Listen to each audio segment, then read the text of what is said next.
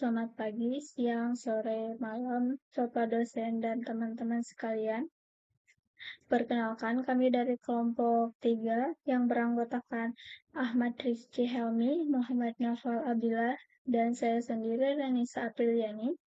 Pada kesempatan ini, kami akan mempresentasikan hasil tugas ujian akhir semester mata kuliah Object Oriented Analysis and Design atau OAD yang berjudul Analisis dan Pemodelan Sistem Enterprise Research Planning atau ERP PT Sirius Indonesia.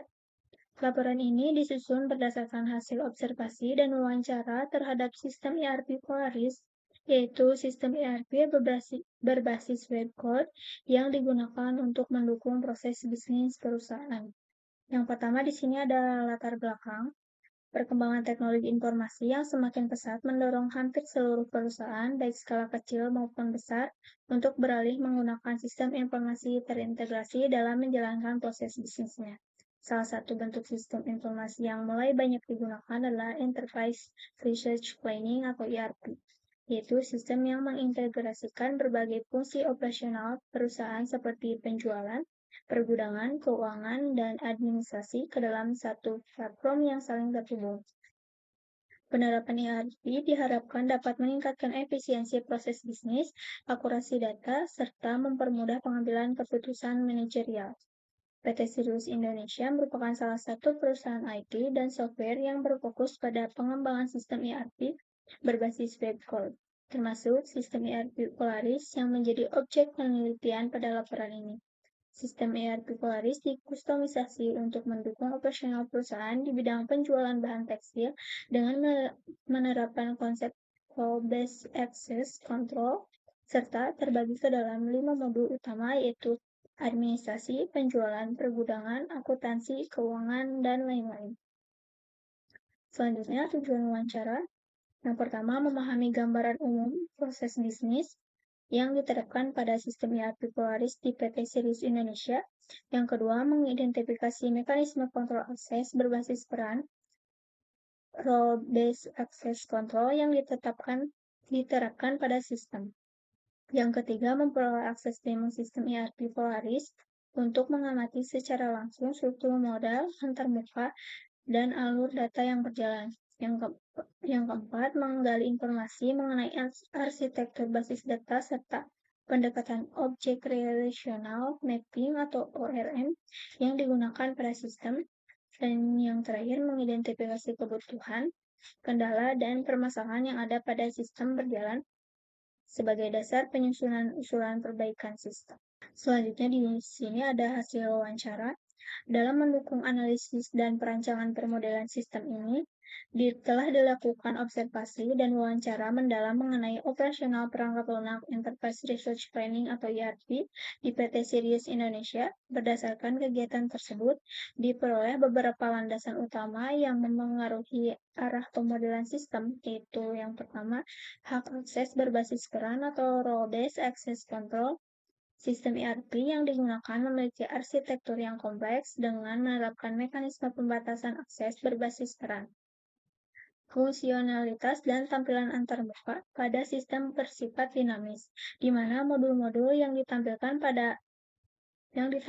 akan menyesuaikan secara spesifik dengan tingkat otorisasi dan identitas pengguna yang sedang masuk ke dalam sistem. Yang kedua, pemetaan basis data secara langsung. Pihak perusahaan tidak menyediakan dokumentasi teknis arsitektur perangkat lunak seperti kelas diagram. Identifikasi entitas sistem dilakukan melalui metode observasi terapan.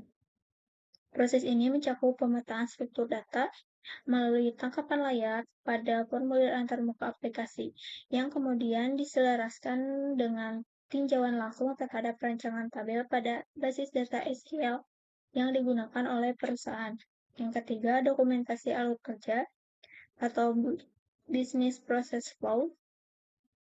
Perusahaan menerapkan pemetaan alur proses bisnis sebagai fokus operasional utama dibandingkan dengan penyusunan diagram teknis yang statis.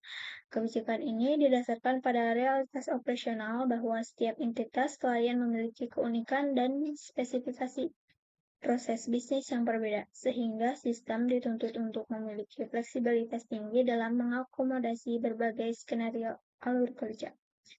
Yang keempat, kebutuhan adaptasi multi-platform. Dalam pengembangan perangkat lunak tingkat enterprise, terdapat penekanan strategis terhadap pentingnya penguasaan teknologi, pengembangan berbasis web, dan mobile. Hal ini krusial untuk menunjang aksesibilitas dan integrasi data yang lebih komprehensif bagi klien di masa mendatang. Lalu di sini saya akan menjelaskan tentang use case diagram dan sequence diagram. Yang pertama itu ada use case diagram keseluruhan di gambar ini 3.1. Ada aktor utamanya itu staf admin, staf penjualan, staf gudang, staf keuangan, approver atau manajer, dan semua pengguna. Relasinya, sistem mengelompokkan fungsionalitas ke dalam modul-modul besar. Staf admin mengakses kelola administrasi, staf penjualan mengakses kelola penjualan, staf gudang mengakses kelola pergudangan, staf keuangan mengakses akuntansi keuangan, dan approver mengakses persetujuan pesanan. Semua pengguna dapat mengakses berita dan lihat profil dengan diperluas ubah kata sandi. Hampir seluruh modul utama memiliki relasi include ke use case pusat, yaitu login. Lalu yang kedua, di gambar 3.2 ada use case diagram administrasi. Aktornya ada staff admin. Aksesnya kelola data pelanggan, kelola data fasilitas, lalu tentukan pemberi persetujuan, dan kelola data satuan pengukuran. Lalu yang ketiga, di gambar 3.3 ada use case diagram penjualan. Aktornya itu staf penjualan, lalu ada sistem penjualan atau aktor sistem. Aksesnya itu menginput data pelanggan, membuat sales order, membuat delivery planning, dan menginput planning sequence yang terhubung langsung ke aktor sistem penjualan.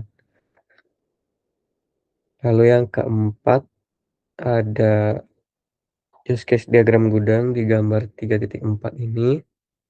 Aktornya ada staf gudang dan juga sistem penjualan serta sistem keuangan. Aksesnya menginput kategori produk, menginput brand atau merek, lalu menginput data produk, membuat surat jalan atau DO yang memicu sistem penjualan, lalu ada merealisasikan surat jalan yang memicu sistem keuangan dan memiliki relasi include ke use case, memotong stok, lalu ada melakukan stock adjustment, mencatat good receipt manual, dan melihat on hand quantity. Lalu selanjutnya ada use case diagram keuangan. Aktornya ada staf keuangan. Aksesnya itu membuat tagihan otomatis dan menginput pelunasan. Lalu yang keenam ada use case diagram lain-lain. Aktornya itu semua pengguna dan approver atau manajer. Aksesnya semua pengguna mengakses lihat berita dan lihat profil pengguna yang menginclude login dan di-extend oleh ubah kata sandi. Lalu akses approver mengakses my approval yang menginclude login juga. Lalu yang ketujuh itu ada use case diagram yang diusulkan, perbaikan yang diusulkan. Semua aktornya ada semua pengguna dan approver manager. Perubahan relasi yang diusulkan, terdapat dua fungsionalitas baru yang ditambahkan, pada use case My Approval. Pertama, relasi include ke use case, yaitu mengirim notifikasi status pesanan otomatis ke staf penjualan. Yang kedua, ada relasi extend dari use case, beri alasan penolakan yang wajib diisi jika approver menolak pesanan. Lalu selanjutnya saya akan menjelaskan sequence diagram. Yang pertama itu ada sequence diagram modul login. Di gambar 3.15, objek yang terlibat ada aktor atau user, lalu ada form login, controller login, dan database. Alur pesannya, aktor membuka halaman sistem dan menginput username dan password, lalu mengklik tombol login pada form login. Form mengirim kredensial post request ke controller, lalu controller mencari data user, select query ke database. Database mengecek kecocokan password dan enkripsi, lalu mengembalikan data user sandy hash ke controller, lalu controller membuat sesi login, mengupdate login di database, lalu mengirim status valid atau token created ke form login yang berujung pada pengalian redirect aktor ke dashboard sesuai perannya. Lalu yang kedua ada sequence diagram di modul administrasi gambar 3.16. Objek yang terlibat ada staff admin, form pelanggan view, pelanggan controller, dan database. Alur pesannya, staff admin menginput data pelanggan dan klik simpan. Form mengirim objek data ke controller. Controller memvalidasi form dan field mandatory, lalu mengeksekusi query insert ke database. Database merespons dengan status OK, controller menuliskan respons sukses, dan form menampilkan pop-up data tersimpan. Yang ketiga ada sequence diagram modul penjualan. Objek yang terlibat ada aktor penjualan atau staf penjualan, lalu ada form sales order view, lalu ada sales order controller dan database. Alur pesan, aktor menginput detail sales order dan mengklik simpan. Form request save ke controller, controller mengambil plafon pelanggan dari database. Setelah data plafon diterima, controller melakukan kalkulasi perbandingan total sales order dan plafon. Jika lolos, controller mengeksekusi query insert sales order ke database. Lalu database merespon status OK, controller menetapkan status approve, dan form menampilkan sales order kepada aktor. Yang keempat, ada sequence diagram modul gudang. Objek yang terlibat ada staf gudang, form realisasi view, realisasi controller, dan database. Alur pesan, staf gudang memilih data realisasi surat jalan dan mengklik simpan. Controller merespon dan memproses realisasi dengan memicu auto good issue, lalu melakukan update dan status delivery order dan update stock on hand atau memotong stok pada database. Selanjutnya controller mengeksekusi insert tagihan auto billing ke database. Database mengembalikan transaksi sukses. Lalu controller mengirim notifikasi sukses dan form menampilkan realisasi surat jalan. Yang kelima ada sequence diagram modul keuangan di gambar 3.19. Pada laporan ini diberi judul keuangan di daftar gambar. Lalu objek yang terlibat itu ada staf keuangan, form produk view, produk controller, dan database. Alur pesan, staf menginput data produk dan mengklik simpan. Controller menerima data dan mengecek duplikasi grup barcode ke database. Setelah hasil cek aman, controller menggenerate produk ID lalu mengirim instruksi insert produk ke database. Database merespon status oke dan form menampilkan notifikasi sukses. Lalu yang keenam ada sequence diagram modul lain-lain. Objek yang terlibat itu ada manager atau approval, lalu ada form approval view, approval controller, dan database.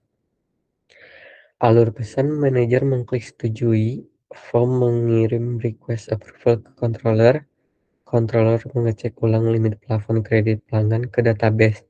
Setelah database mengonfirmasi status limit, oke, controller mengubah status sales order menjadi approve dan melakukan update status di tabel sales order. Setelah status diupdate, controller merefresh antrian pada form sehingga daftar pesanan terlihat terupdate bagi manajer. Lalu yang terakhir ada di sequence diagram yang diusulkan pada perbaikan approval. Objek yang terlibat ada manager atau approver, form approval view, approval controller, dan database. Alur pesan, manajer memilih menu My Approval, lalu controller mengambil data pesanan berstatus pending dari database dan menampilkannya di form. Manajer meninjau detail pesanan dan memiliki dua pilihan tindakan. Yang pertama, jika setuju, manajer klik setuju. Controller mengecek batas plafon ke database. Jika status aman, controller melakukan update status approved ke database. Jika ditolak, manajer klik tolak dan menginput alasan, dan controller mengecek ketersediaan alasan. Jika kosong akan memunculkan notifikasi alasan wajib diisi. Jika alasan terisi, controller melakukan update status rejected dan insert riwayat log ke database.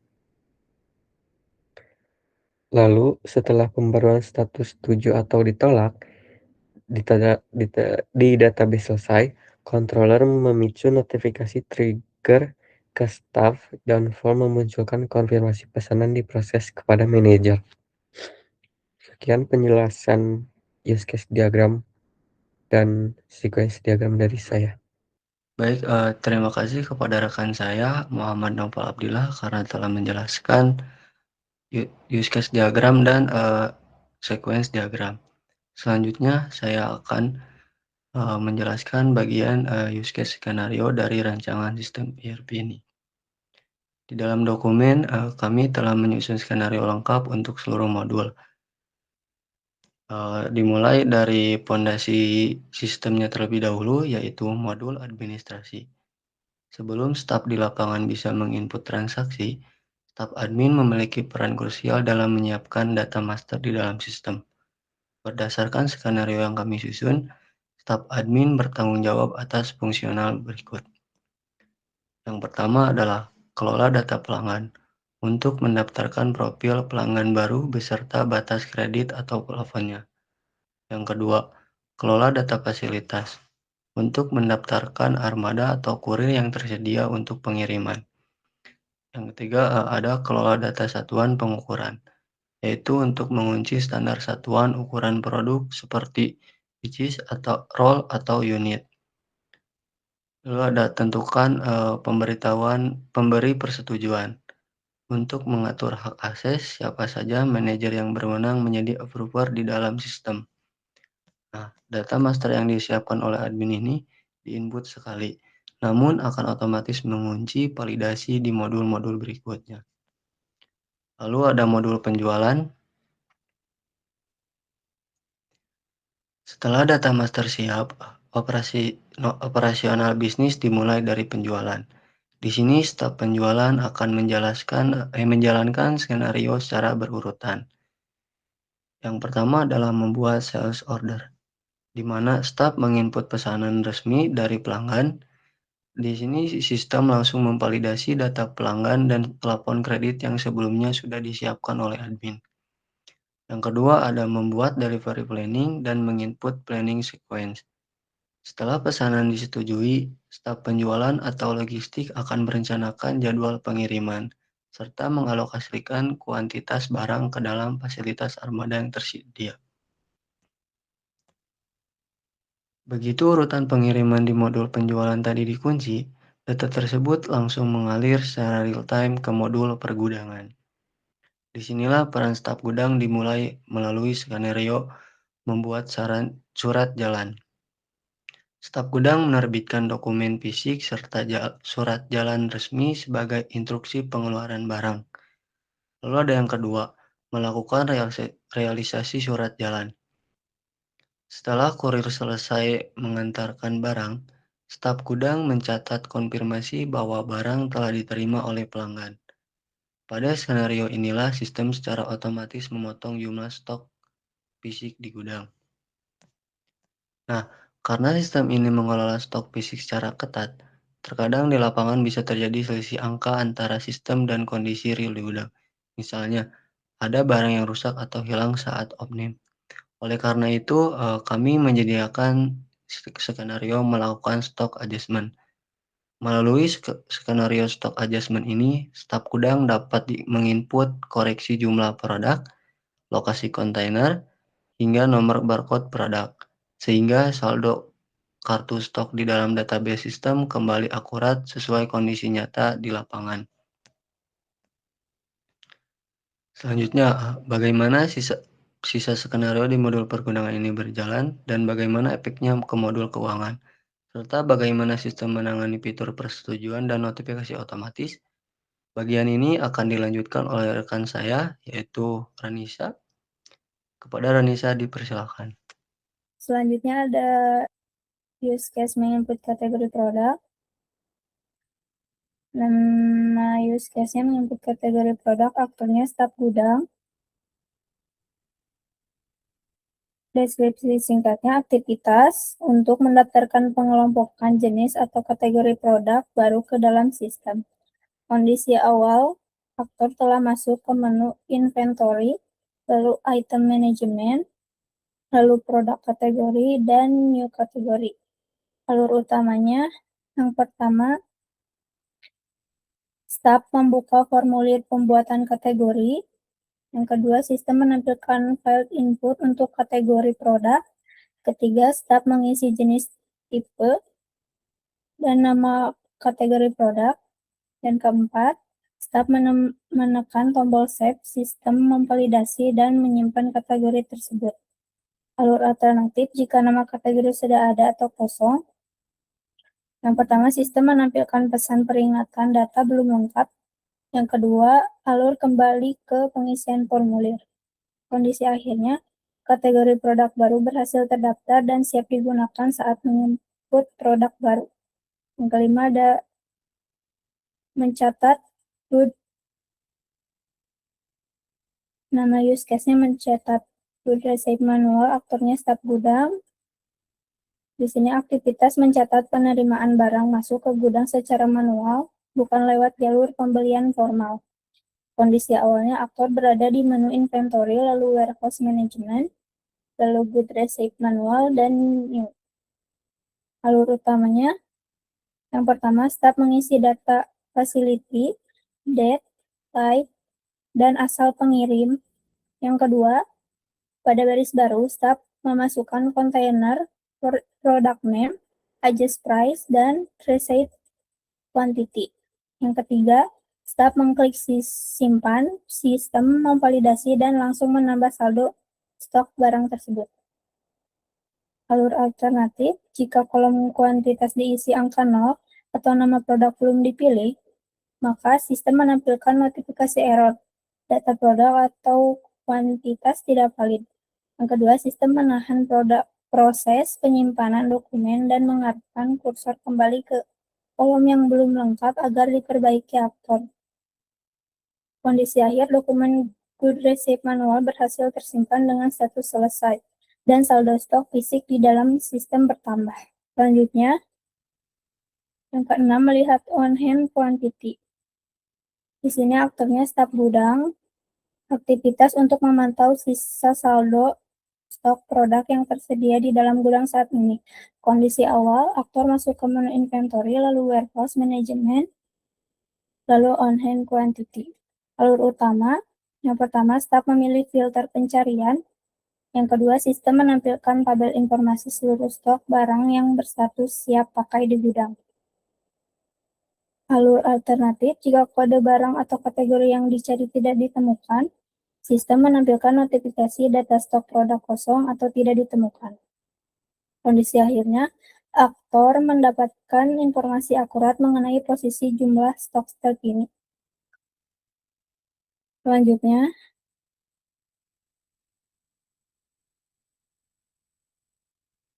use case skenario model keuangan. Yang pertama, skenario use case membuat tagihan otomatis atau auto billing. Di sini aktornya sistem pergudangan. Deskripsi singkat, pembentukan draft tagihan atau piutang secara otomatis oleh sistem setelah kurir sukses melakukan realisasi serah terima barang. Kondisi awal, use case melakukan realisasi surat jalan sukses tersimpan dengan status selesai. Alur utamanya, yang pertama, sistem pergudangan mengirimkan data penyelesaian transaksi, pengiriman ke modul akuntansi. Yang kedua, respons sistem menu finansial accounting, lalu accounting receivables, lalu billing otomatis membuat draft invoice tagihan piutang berdasarkan nominal barang yang dikirim. Lalu alur alternatif, jika data harga pada barang di surat jalan bernilai 0 atau error, maka sistem menahan pembuatan otomatis dan mengubah status invoice menjadi pending draft error. Selanjutnya, yang kedua, sistem mengirimkan log error ke bagian keuangan untuk pengecekan manual. Kondisi akhir, tagihan atau billing baru tercatat di dalam daftar piutang perusahaan dan siap ditagihkan. Yang kedua, skenario use case menginput pelunasan atau receipt. Aktornya staf keuangan. Deskripsi singkat, aktivitas untuk mencatat uang masuk dari pelanggan sebagai pelunas atas tagihan billing yang jatuh tempo. Kondisi awal, dokumen tagihan dengan status belum dibayar sudah terbit di sistem. Alur utamanya, yang pertama, staf keuangan membuka menu financial accounting, lalu akun receivables, lalu receipt, lalu new receipt. Yang kedua, respon sistem. Sistem memunculkan form pelunasan piutang. Yang ketiga, staf memilih nama customer, memasukkan informasi pembayaran, dan memilih nomor tagihan yang dibayar pada bagian receipt application. Yang keempat, staf mengklik simpan, sistem mengubah status tagihan menjadi lunas dan memperbarui saldo kas perusahaan. Alur alternatifnya, jika jumlah uang yang diinput tidak sesuai dengan sisa tagihan, maka sistem menampilkan peringatan jumlah bayar tidak match, dan sistem meminta konfirmasi apakah sisa uang akan dijadikan deposit atau diinput ulang. Kondisi akhir, piutang pelanggan berkurang atau lunas, dan pencatatan kas bertambah. Selanjutnya ada use case skenario modul lain-lain. Yang pertama ada skenario use case login. Di sini aktornya semua pengguna. Proses verifikasi hak akses pengguna agar dapat masuk dan menggunakan fitur sistem ERP. Kondisi awalnya pengguna berada di halaman utama atau landing page sistem ERP. Alur utama, yang pertama, pengguna memasukkan username dan password, lalu klik tombol login. Yang kedua, sistem mencocokkan kredensial dengan database lalu mengarahkan pengguna ke dashboard sesuai hak aksesnya. Alur alternatifnya, jika password atau username salah, sistem menampilkan pesan kredensial salah, silakan coba lagi. Lalu kondisi akhirnya, pengguna berhasil masuk ke sistem dengan status authenticate. Selanjutnya, yang kedua, use case skenario lihat profil pengguna. Di sini aktornya semua pengguna. Deskripsi singkatnya, aktivitas melihat informasi detail akun pengguna digital yang sedang aktif. Kondisi awalnya, pengguna wajib melewati use case login terlebih dahulu. Alur utamanya, yang pertama, pengguna mengklik ikon profil di pojok aplikasi. Yang kedua, sistem menampilkan detail nama, email, jabatan, dan foto profil. Alur alternatifnya tidak ada, kondisi akhirnya pengguna mendapatkan informasi profil mereka. Yang ketiga, skenario use case ubah kata sandi. Di sini aktornya semua pengguna. Deskripsi singkatnya, fitur tambahan atau extend dari profile untuk mengganti kata sandi lama demi keamanan. Kondisi awalnya, pengguna sedang berada di halaman lihat profil pengguna. Alur utamanya, yang pertama pengguna memilih tombol ubah kata sandi. Yang kedua, sistem menampilkan kolom sandi lama, sandi baru, dan konfirmasi sandi baru. Yang ketiga, pengguna mengisi kolom tersebut dan klik update. Dan yang keempat, sistem memvalidasi dan memperbarui kata sandi. Alur alternatifnya, jika kata sandi lama salah atau konfirmasi sandi baru tidak cocok, sistem menampilkan pesan error atau password tidak sesuai. Kondisi akhirnya, kata sandi berhasil diubah. Selanjutnya yang keempat, skenario case lihat berita. Aktornya semua pengguna. Deskripsi singkat, aktivitas membaca pengumuman internal perusahaan atau berita yang disematkan di sistem. Kondisi awalnya pengguna masuk ke halaman dashboard utama. Alur utamanya, yang pertama pengguna mengklik menu atau widget berita pengumuman. Yang kedua, sistem menampilkan daftar artikel berita yang tersedia. Alur alternatifnya tidak ada, kondisi akhirnya pengguna mendapatkan informasi atau berita terbaru. Yang kelima, use case skenario My Approval. Aktornya approval atau manager. Deskripsi singkatnya, menu khusus bagi manajer untuk memeriksa dokumen-dokumen ERP seperti sales order, over plafon yang membutuhkan persetujuan. Kondisi awalnya, aktor bertindak sebagai approver dan wajib sukses melakukan login. Alur utamanya, yang pertama, approver membuka menu My Approval.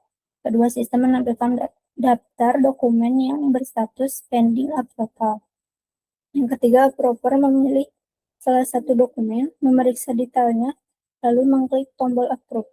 Yang keempat, sistem memberitahu status dokumen menjadi approve, dan secara otomatis menjalankan subflow kirim notifikasi status pemesanan kepada staf penjualan. Alur alternatifnya, jika approver memilih tombol reject atau tolak pesanan, yang pertama, sistem wajib memunculkan kolom input alasan penolakan sesuai catatan fitur baru. Yang kedua, approver mengetik alasan penolakan dan klik submit reject. Yang ketiga, sistem mengubah status dokumen menjadi reject dan mengirim notifikasi status ke staf penjualan. Kondisi akhirnya, dokumen memiliki status keputusan final, approve atau reject, dan staf penjualan mendapatkan notifikasi otomatis terkait pembaruan status tersebut. Selanjutnya, ada use case skenario yang diusulkan. Di sini aktornya manajer atau approver. Deskripsi singkat, aktivitas manajer untuk meninjau dan memberikan keputusan, menyetujui atau menolak terhadap pesanan yang berstatus pending, termasuk mengisi alasan apabila pesanan ditolak. Kondisi awalnya, aktor telah berhasil login ke sistem dan terdapat pesanan dengan status pending yang menunggu persetujuan. Alur utamanya, yang pertama, manajer melakukan login ke sistem. Lalu yang kedua, sistem melakukan validasi login. Ketiga, login berhasil, sistem mengizinkan akses. Keempat, manajer memilih menu My Approval. Yang kelima, sistem menampilkan daftar pesanan dengan status pending. Yang keenam, manajer meninjau detail pesan yang dipilih. Ketujuh, manajer menyetujui pesanan dengan klik tombol setuju. Yang kedelapan, sistem memeriksa batas plafon kredit pelanggan. Yang kesembilan, sistem mengubah status pesanan menjadi approve.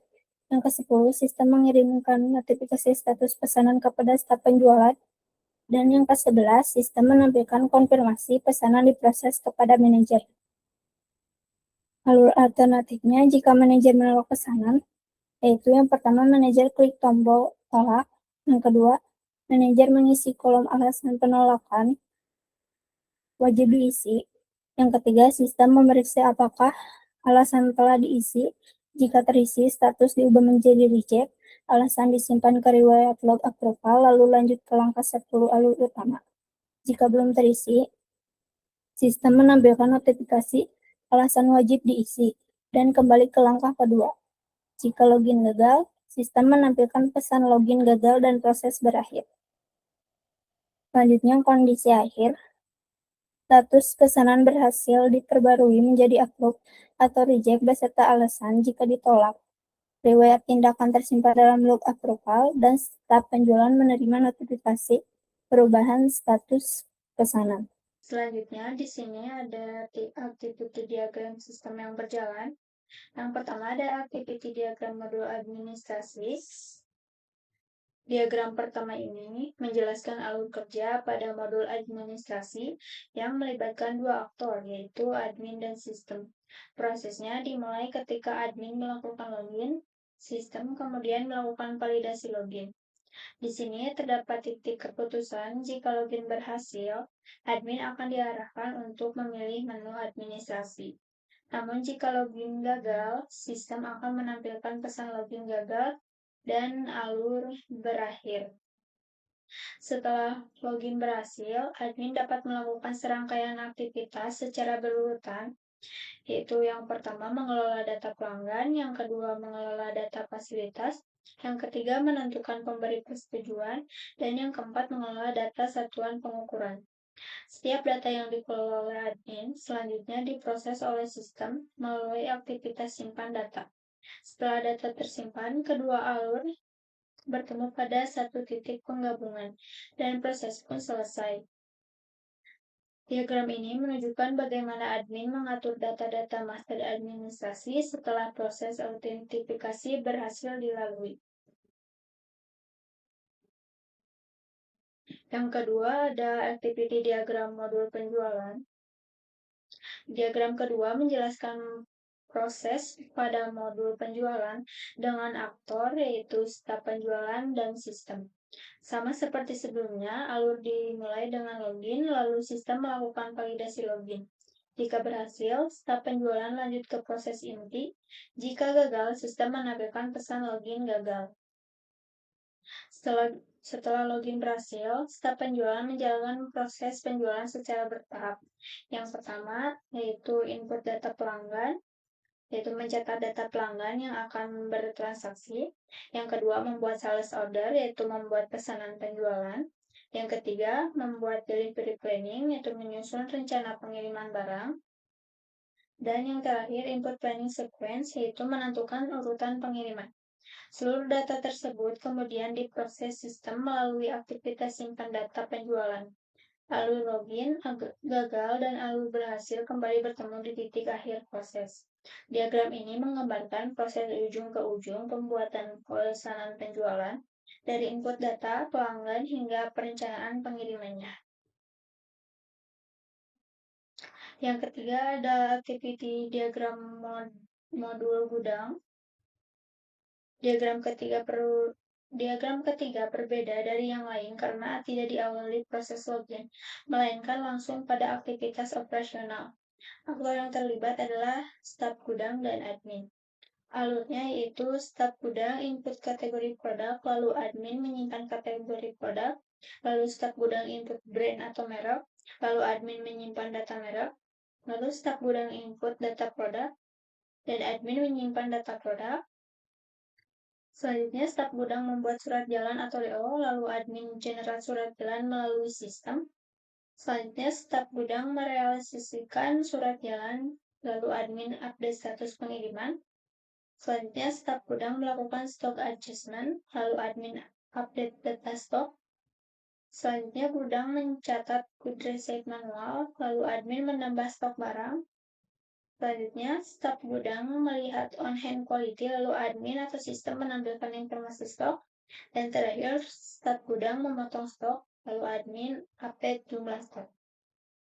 Diagram ini menunjukkan kolaborasi keberlanjutan antara staf gudang dan admin dalam mengelola data produk, surat jalan, hingga pencatatan stok barang secara manual. Yang keempat ada aktiviti diagram modul keuangan. Diagram keempat menjelaskan proses pada modul keuangan dengan aktor, yaitu staf keuangan dan sistem. Menariknya, diagram ini tidak melalui proses login di awal, melainkan langsung pada pemilihan menu. Alurnya yaitu staf keuangan memilih menu keuangan, lalu sistem menampilkan data tagihan, lalu staf keuangan memproses pembuatan tagihan, dan sistem mengenerate tagihan otomatis. Dan terakhir, staf keuangan input data pelunasan, lalu sistem melakukan validasi pelunasan. Di titik ini terdapat keputusan penting. Apakah data pelunasan valid? Jika ya, sistem akan update status lunas, dan jika tidak, sistem akan menampilkan pesan error. Kedua kemungkinan tersebut kemudian bertemu di titik akhir proses. Diagram ini menggambarkan proses penagihan hingga validasi pelunasan pembayaran, lengkap dengan penanganan jika data yang input tidak valid. Lalu yang kelima ada aktiviti diagram modul lain-lain. Proper. Diagram ini menjelaskan proses persetujuan atau approval dengan auto manager, yaitu approver dan sistem. Setelah login dan validasi login berhasil, manajer dapat mengakses menu My Approval. Sistem kemudian menampilkan daftar persetujuan yang perlu ditindaklanjuti. Manajer selanjutnya memilih untuk menyetujui atau menolak salah satu item pada daftar tersebut. Keputusan ini diproses oleh sistem melalui satu penyimpanan perubahan data, lalu update status approval.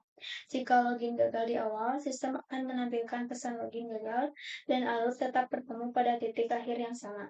Diagram ini menggambarkan gabungan bagaimana seseorang manajer atau approver meninjau dan memberikan keputusan setuju atau tolak terhadap pengajuan yang masuk ke dalam sistem. Selanjutnya ada aktiviti diagram modul lain-lain rubah kata sandi. Diagram ini menjelaskan proses pergantian kata sandi dengan aktor semua pengguna dan sistem. Setelah login dan validasi login berhasil, kemudian pengguna akan input kata sandi baru. Sistem kemudian melakukan validasi kata sandi. Terdapat titik keputusan apakah kata sandi valid. Jika tidak, pengguna diminta kembali input kata sandi baru hingga valid, dan jika ya, sistem akan menyimpan kata sandi baru dan menampilkan notifikasi berhasil.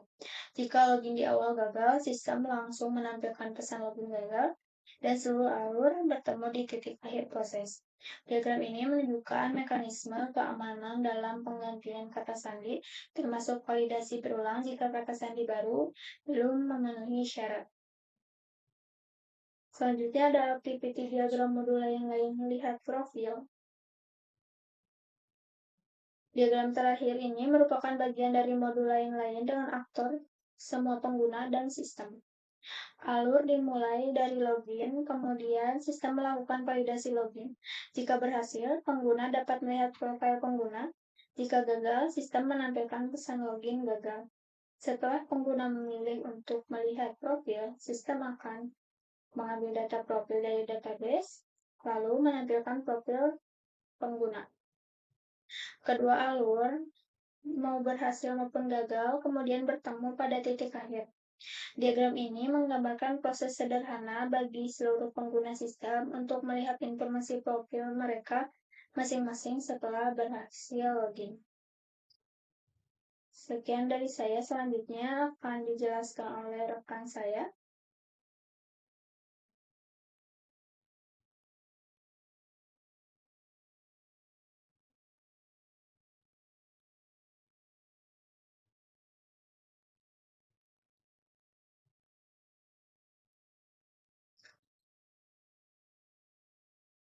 Demikian penjelasan mengenai 7 aktiviti diagram yang mencakup proses administrasi, penjualan, pergudangan, keuangan, hingga fitur pendukung seperti lihat profil, My Approval, dan ubah kata sandi. Secara umum, seluruh modul memiliki pola yang konsisten. Proses autentifikasi sebagai gerbang masuk dilanjutkan dengan aktiviti aktivitas inti pengguna, serta interaksi timbal balik dengan sistem untuk memastikan data tersimpan dan status terupdate dengan benar. Terima kasih. Selanjutnya akan dilanjutkan oleh rekan saya.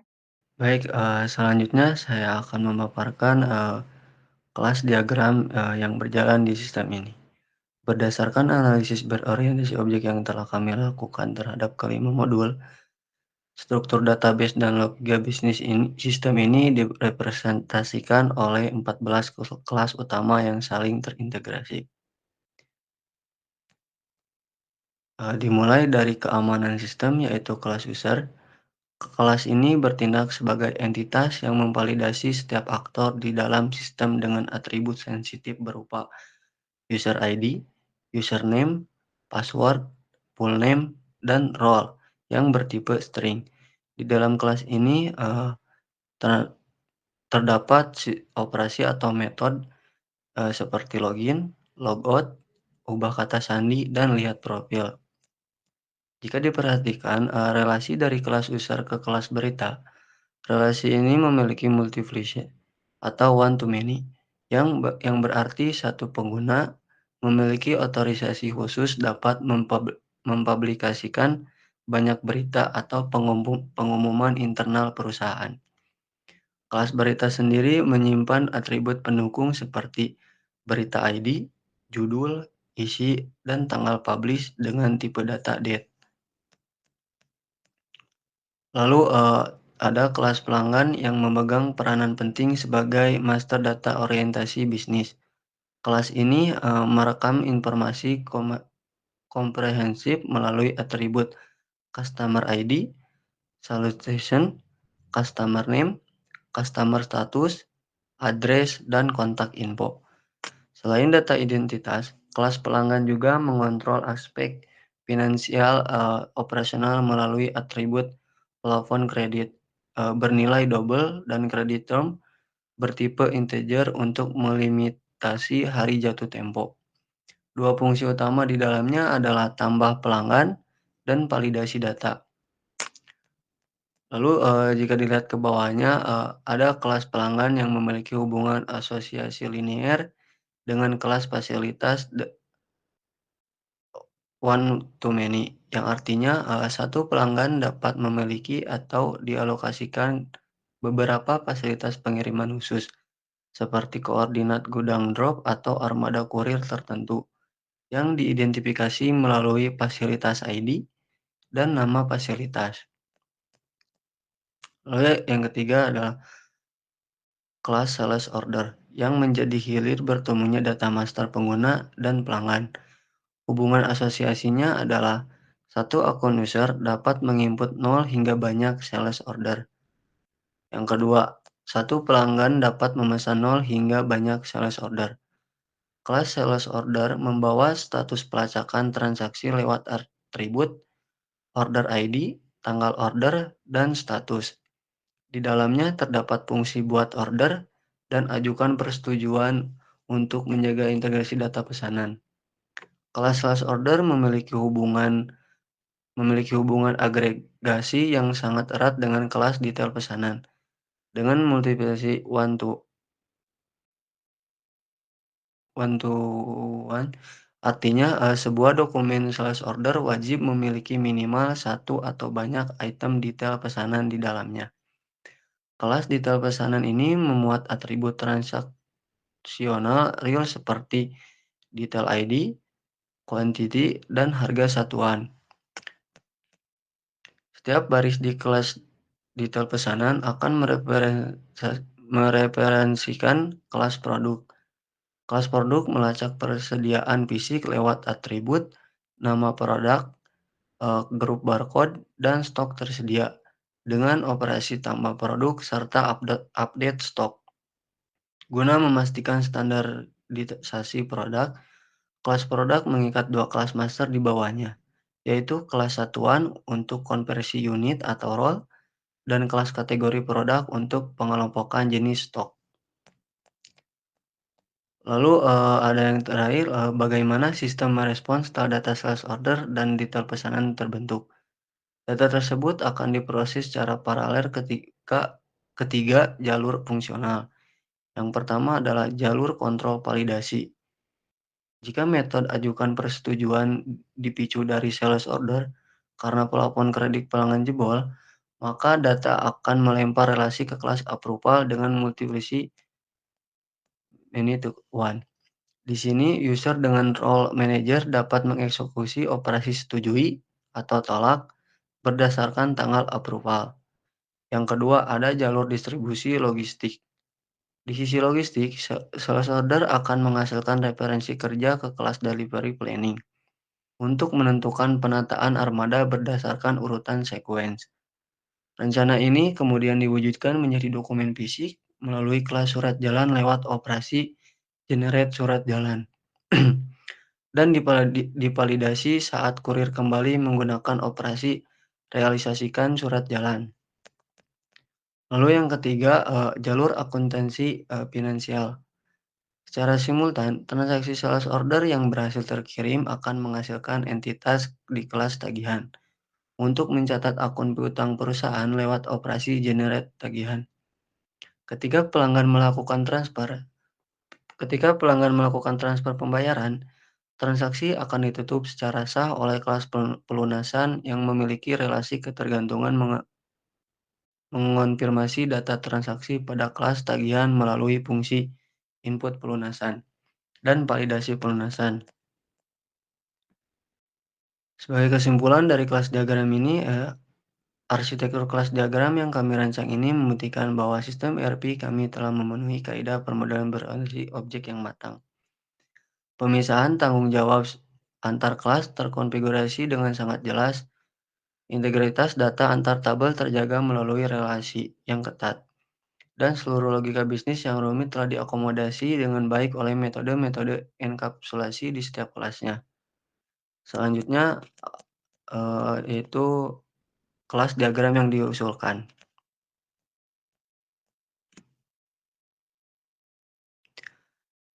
Setelah mengevaluasi kelemahan pada sistem yang berjalan, kami merancang kelas diagram yang diusulkan khusus pada fragmen proses approval.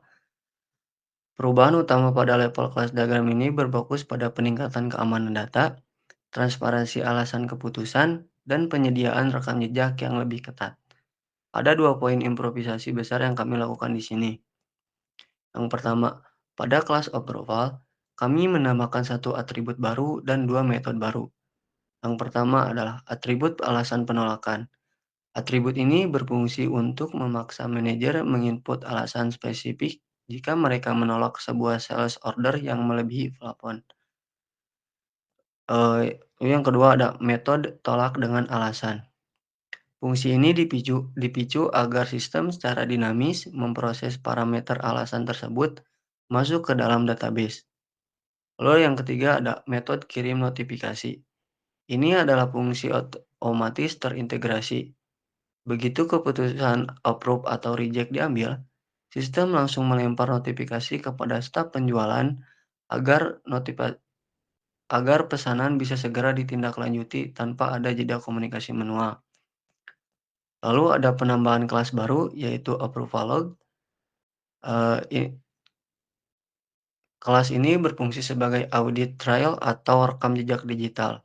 Setiap kali user melakukan tindakan persetujuan atau penolakan pada kelas approval, sistem dengan relasi one-to-many akan mencatat riwayatnya secara permanen ke dalam approval log ini.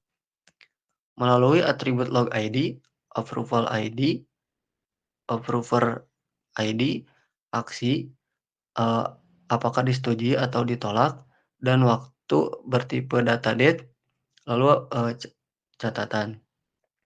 Perusahaan dapat melacak secara transparan siapa yang mengambil keputusan, kapan waktunya, dan apa dasarnya. Hal ini sangat penting untuk mencegah terjadinya kecurangan dan mempermudah proses audit internal di kemudian hari. Demikian penjelasan mengenai kelas diagram yang diusulkan oleh kami. Terima kasih. Selanjutnya kesimpulan, berdasarkan hasil observasi, analisis alur proses bisnis, serta perancangan pemodelan sistem yang telah dilakukan terhadap perangkat lunak Enterprise Resource Planning atau ERP, Polaris, maka dapat ditarik beberapa kesimpulan, yaitu 1. Pemetaan kebutuhan fungsional sistem. Sistem ERP Polaris versi demo untuk operasional distribusi tekstil telah terintegrasi ke dalam 5 modul utama, yaitu modul administrasi, penjualan, pergudangan, akuntansi keuangan, dan modul lain-lain. Alur ketergantungan antar modul terbukti mampu mempercepat siklus transaksi dasar dari pemesanan hingga pencatatan piutang. Yang kedua, identifikasi celah keamanan pada modul persetujuan. Analisis pada sistem berjalan menemukan adanya kelemahan krusial pada modul persetujuan, yaitu ketiadaan pengecekan batas plafon kredit atau kredit limit, alur persetujuan tunggal atau single tier yang memukul rata nilai transaksi, serta tidak adanya rekam jejak audit yang beresiko mengancam keamanan finansial dan integritas data perusahaan. Yang ketiga, solusi perancangan hierarchical approval atau TUBI. Pemodelan sistem baru berhasil dirancang menggunakan standar Unified Modeling Language atau UML dengan pendekatan arsitektur model view controller. Rancangan usulan ini menyelesaikan masalah sistem lama melalui 3 penerapan logika bisnis baru. Yang pertama, validasi bertingkat berdasarkan plafon. Yang kedua, peningkatan keamanan data. Dan yang ketiga, transaksi interaksi MVC. Sekian presentasi dari kelompok kami. Mohon maaf apabila masih ada kekurangan. Wassalamualaikum warahmatullahi wabarakatuh.